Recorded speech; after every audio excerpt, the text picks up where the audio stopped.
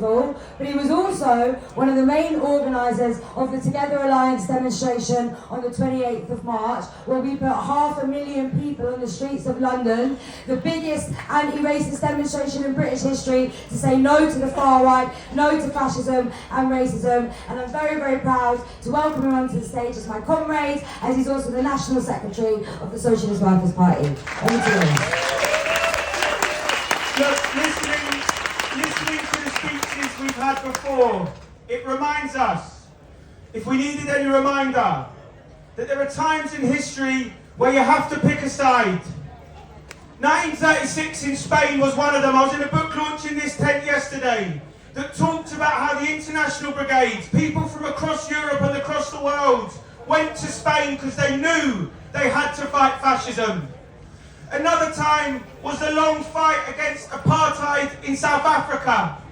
And it was another time in 2003 when the bombs were raining down on Iraq.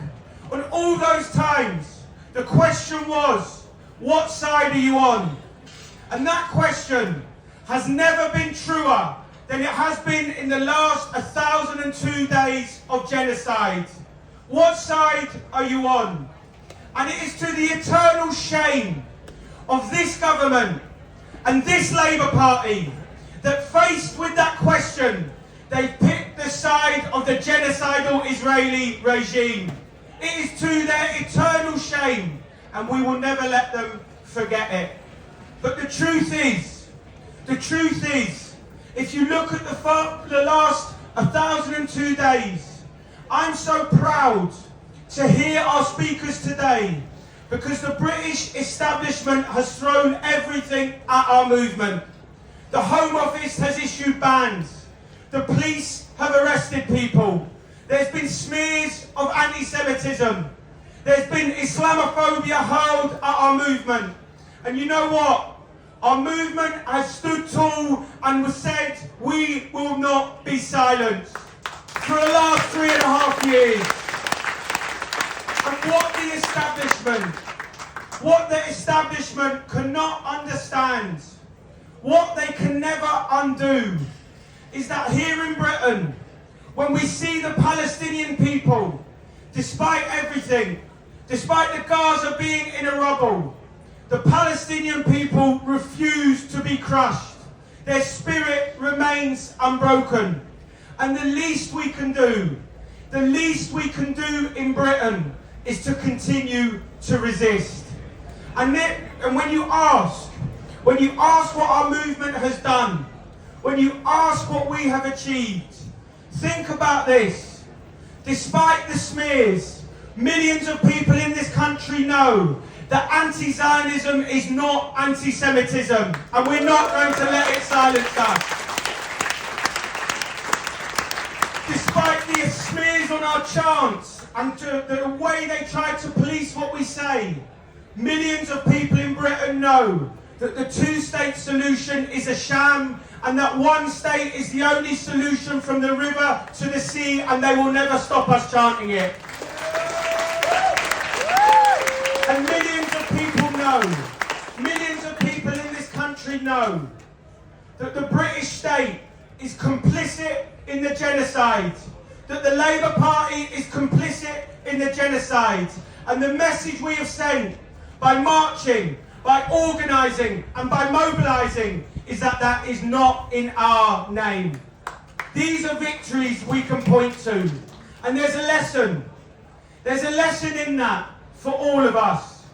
Because when you're faced with a witch hunt, when you're faced with attacks, when you're faced with smears, you don't confront it by walking away.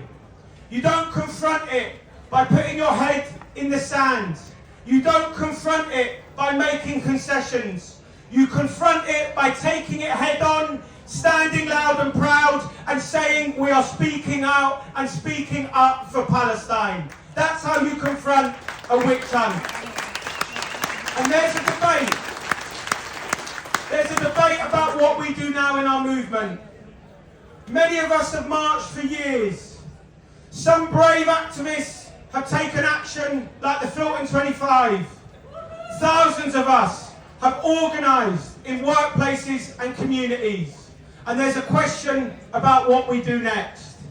And to answer that question, we have to say that on our side, we have millions of people who recognise and are furious that British factories and sites in this country are making the bombs that are being dropped on Gaza. The Palestinian journalist Ahmed Al-Anouk spoke here yesterday, and he said that the bomb that was dropped that killed 21 family members in Gaza was made in Britain. And I believe it's possible that we could build a movement in this country. We could launch a campaign that brings the power of the mass demonstrations, brings together the bravery of the Filton 25, and gets tens of thousands of us to march on the death factories to shut them down. To say no factories on British soil will be used to drop bombs on Gaza. But more than that, what the movement has made possible over the last 3 years is it's made it possible in this country to fight for a new kind of politics. A politics which says to Trump and Netanyahu, the butchers of Gaza, that we will not pay for your war on Iran through cost of living crisis and attacks on our jobs and wages.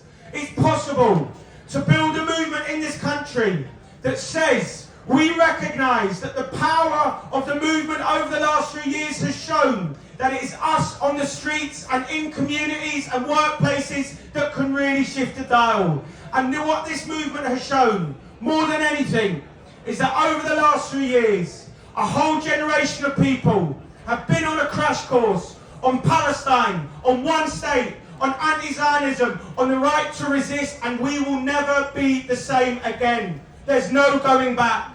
Palestine always was, it always is, and it always will be the issue which unlocks imperialism in the Middle East, which unlocks the whole system that oppresses us all and points the way to how we win real freedom and real liberation. Palestine will always be in our hearts. If we hold that message, we can fight for hope and we can fight for a better world.